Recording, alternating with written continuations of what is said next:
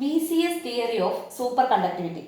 Super കണ്ടക്ടിവിറ്റിയെ പറ്റി അല്ലെങ്കിൽ സൂപ്പർ കണ്ടക്ടിവിറ്റി എക്സ്പ്ലെയിൻ ചെയ്യുന്ന ഏറ്റവും പ്രധാനപ്പെട്ട ഒരു പോയിന്റ് ആണ് അല്ലെങ്കിൽ ഒരു ടോപ്പിക്കാണ് BCS theory of superconductivity എന്ന് പറയുന്നത്. അതായത് സൂപ്പർ കണ്ടക്ടേഴ്സിനെ പറ്റി അല്ലെങ്കിൽ അവരുടെ പ്രോപ്പർട്ടീസും ഒക്കെ പഠിക്കാനായിട്ട് കണ്ടുപിടിക്കപ്പെട്ട ഏറ്റവും പ്രധാനപ്പെട്ട ഒരു തിയറിയാണ് BCS തിയറി. ഈ തിയറി കണ്ടുപിടിച്ചതിന് ശേഷമാണ് ഇതിന്റെ പല പ്രോപ്പർട്ടീസും ഒക്കെ കൂടുതലായിട്ട് നമുക്ക് പഠിക്കാൻ പറ്റിയത്, മനസ്സിലാക്കാൻ പറ്റിയത്. അതുകൊണ്ട് തന്നെ ഈ തിയറിയാണ് ഇതിന്റെ ബേസിക് ആയിട്ടുള്ള ഒരു ടോപ്പിക് എന്ന് പറയുന്നത്.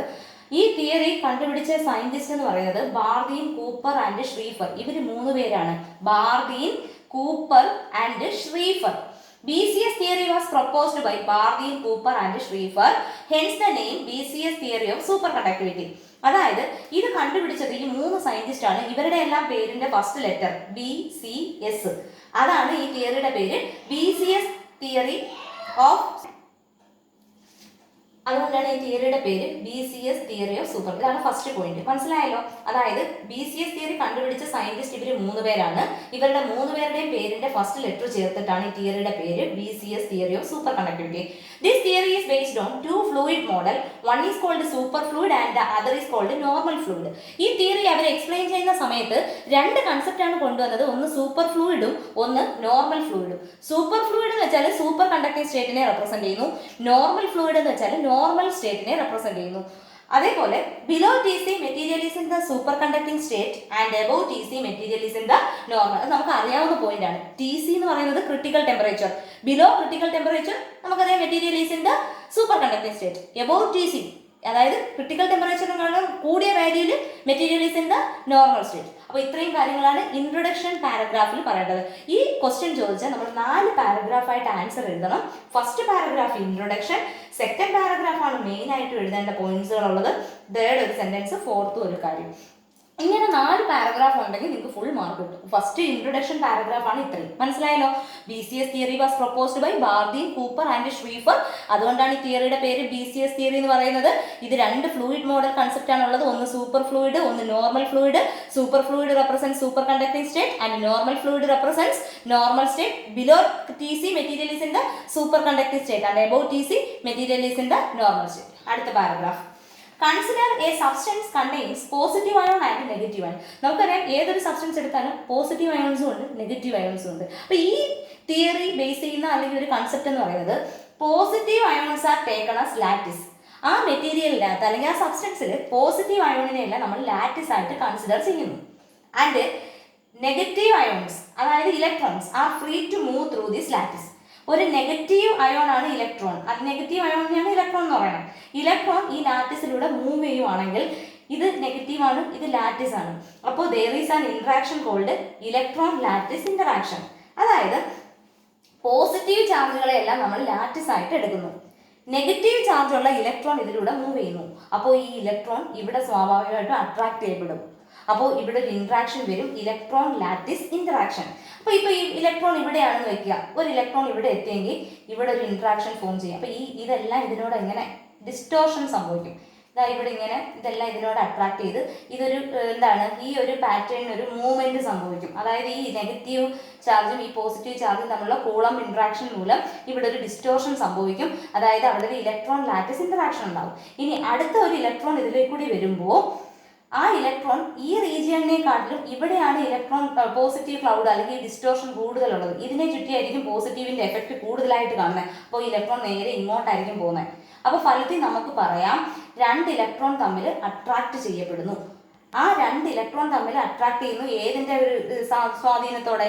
ലാറ്റിസിന്റെ സഹായത്തോടെ 2 ഇലക്ട്രോണിനെ തമ്മിൽ അട്രാക്ട് ചെയ്യപ്പെടുന്നു. അതായത് electron pair is formed with lattice as a medium. Electron pair is formed with lattice as a medium and that electron pair is called Cooper pair. ഈ ഇലക്ട്രോൺ പെയറിനെയാണ് എന്തെന്ന് പറയുന്നത്? Cooper pair. Superconductivity is due to the formation of this Cooper pair. അപ്പോൾ ഇതൊക്കെയാണ് ഇതിനകത്ത് പറഞ്ഞേക്കുന്നത്. ഇത് ഇത്തിരി ബുദ്ധിമുട്ടാണ് ആ പാരഗ്രാഫ് മനസ്സിലാക്കാൻ. നിങ്ങൾ ശ്രദ്ധിച്ച് മനസ്സിലാക്കുക. ഒന്നുകൂടി പറയാം. Consider a substance contain positive ions and negative ion. ഒരു സബ്സ്റ്റൻസിൽ പോസിറ്റീവ് അയോണും നെഗറ്റീവ് അയോണും ഉണ്ട്. Positive ions are taken as lattice. Positive അയോണിനെ നമ്മൾ ലാറ്റിസ് ആയിട്ട് എടുക്കുന്നു. ലാറ്റിസ് എന്ന് വെച്ചാൽ ഒരു പ്രത്യേക രീതിയിൽ ആറ്റംസ് അറേഞ്ച് ചെയ്യുന്നതിനെയാണ് ലാറ്റിസ് എന്ന് പറയുന്നത്. ഇവിടെ പോസിറ്റീവ് അയോൺസ് എല്ലാം ലാറ്റിസ് ആയിട്ട് എടുക്കുന്നു. നെഗറ്റീവ് അയോൺസ് അതായത് നെഗറ്റീവ് അയോൺസിനെയാണ് electrons. Are free to move through this lattice. Negative ചാർജുള്ള അയോൺസ് ഇതിനകത്തൂടെ മൂവ് ചെയ്യുന്നു.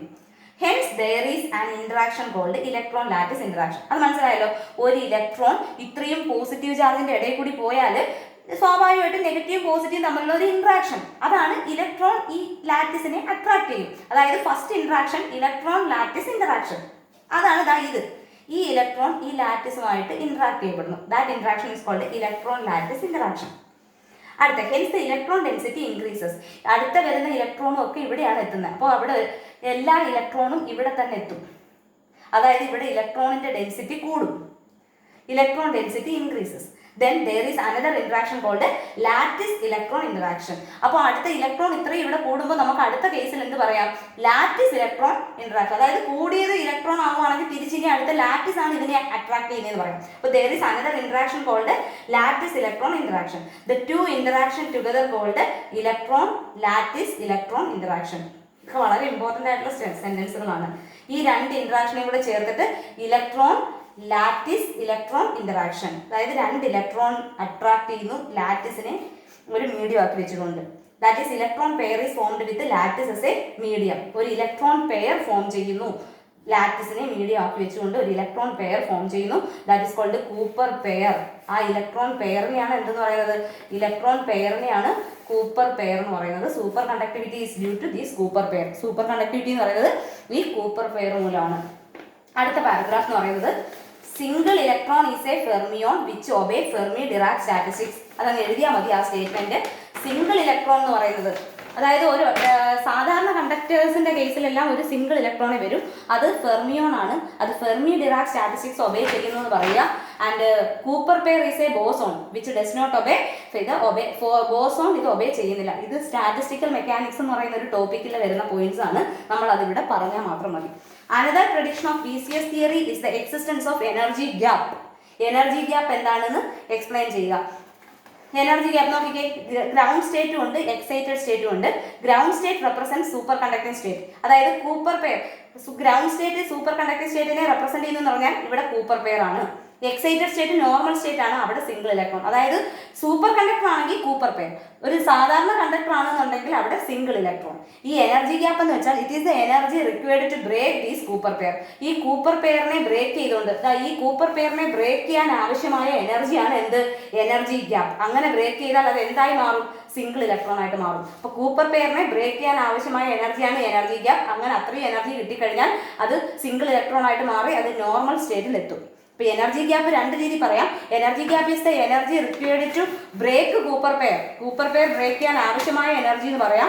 Or it is the energy required to change the material from superconducting state to normal state. Superconducting സ്റ്റേറ്റിൽ നിന്ന് ഒരു മെറ്റീരിയലിനെ normal സ്റ്റേറ്റിലാക്കാൻ ആവശ്യമായ എനർജിയാണ് എന്ത്? Energy gap. ഇങ്ങനെ രണ്ട് രീതിയിൽ നമുക്ക് എനർജി ഗ്യാപ്പിന്റെ ആൻസർ പറയാം. അപ്പോൾ ground state superconducting state, ground state എന്ന് പറയുന്നത് സൂപ്പർ കണ്ടക്ടിങ് സ്റ്റേറ്റ്, അവിടെ കൂപ്പർ പെയർ ആണുള്ളത്. എക്സൈറ്റഡ് സ്റ്റേറ്റ് എന്ന് പറയുന്നത് സിംഗിൾ ഇലക്ട്രോൺ ആണ്, അത് നോർമൽ സ്റ്റേറ്റ്. ഈ എനർജി ഗ്യാപ്പ് എന്ന് പറയുന്നത് it is energy required to change the material from superconducting state to normal state. അപ്പോൾ ഇവിടെ നിങ്ങൾക്ക് മനസ്സിൽ ഒന്നുകൂടി പറയാം, ഒരു പോസിറ്റീവ് അയോൺസും നെഗറ്റീവ് അയോൺസും ഉള്ള സബ്സ്റ്റൻസ് എടുക്കുന്നു. പോസിറ്റീവ് അയോൺസിനെ ലാറ്റിസ് ആയിട്ട് എടുക്കുന്നു. നെഗറ്റീവ് ഇലക്ട്രോൺസ് ഇതിലൂടെ പോകുമ്പോൾ ആദ്യം ഇലക്ട്രോൺ ലാറ്റിസ് ഇന്ററാക്ഷൻ. അങ്ങനെ എല്ലാ ഇലക്ട്രോണും ഇവിടെ എത്തുമ്പോൾ തിരിച്ച് ലാറ്റിസ് ഇലക്ട്രോൺ ഇന്ററാക്ഷൻ. അപ്പോൾ ഇത് രണ്ടും കൂടെ ചേർത്തിട്ട് electron hyphen lattice hyphen electron interaction അത് എഴുതണം. ഇത് വളരെ ഇമ്പോർട്ടൻ്റ് ആയിട്ടുള്ള ഒരു സ്റ്റേറ്റ്മെന്റ് ആണ്. Electron lattice electron interaction and electron pair is called Cooper pair. രണ്ട് ഇലക്ട്രോൺ തമ്മിൽ കമ്പൈൻ ചെയ്യണം. അപ്പോൾ ഒരു സാധാരണ കണ്ടക്ടറിന്റെ കേസിൽ സിംഗിൾ ഇലക്ട്രോൺ ആണെന്നുണ്ടെങ്കിൽ സൂപ്പർ കണ്ടക്ടറിന്റെ കേസിൽ ഇലക്ട്രോൺ പെയർ ആണ്. സൂപ്പർ കണ്ടക്ടിവിറ്റി എന്ന് പറയുന്നത് ഇലക്ട്രോൺ പെയറിന്റെ കണ്ടക്ഷൻ ആണ്. അതായത് conductivity due to electron pair. Cooper pair എന്നുള്ള വേർഡാണ് സൂപ്പർ കണ്ടക്ടിവിറ്റിയിൽ ഏറ്റവും ഇമ്പോർട്ടൻ്റ് ആയിട്ടുള്ള ടോപ്പിക്, ഒരു പോയിന്റ് എന്ന് പറയുന്നത്. കൂപ്പർ പെയർ എന്ന് പറയുന്നത് ഒരു സിംഗിൾ ഇലക്ട്രോൺ അല്ല, ഒരു ഇലക്ട്രോൺ പെയർ ആണ്. അപ്പോൾ ഇത്രയും എഴുതുമ്പോൾ BCS തിയറിയുടെ ആൻസർ ആവും. ഒന്ന് ഇൻട്രൊഡക്ഷൻ പാരഗ്രാഫ്, പിന്നെ കൂപ്പർ പെയറിനെ പറ്റി പറയണം. ഇത് നിങ്ങൾ പഠിച്ചങ്ങ് എഴുതിയാൽ മതി, ഈ രണ്ട് സെന്റൻസ്. പിന്നെ എനർജി ഗ്യാപ്പിനെയും പറ്റി പറയണം. ഓക്കെ, അപ്പോൾ BCS theory of super conductivity വളരെ ഇമ്പോർട്ടൻ്റ് ആണ്. ആദ്യം വായിക്കുമ്പോൾ ഒത്തിരി ബുദ്ധിമുട്ട് തോന്നും. ഇതെന്താണെന്ന് നിങ്ങൾ കുറച്ച് മനസ്സിലാക്കി എടുക്കുക. ഓക്കെ.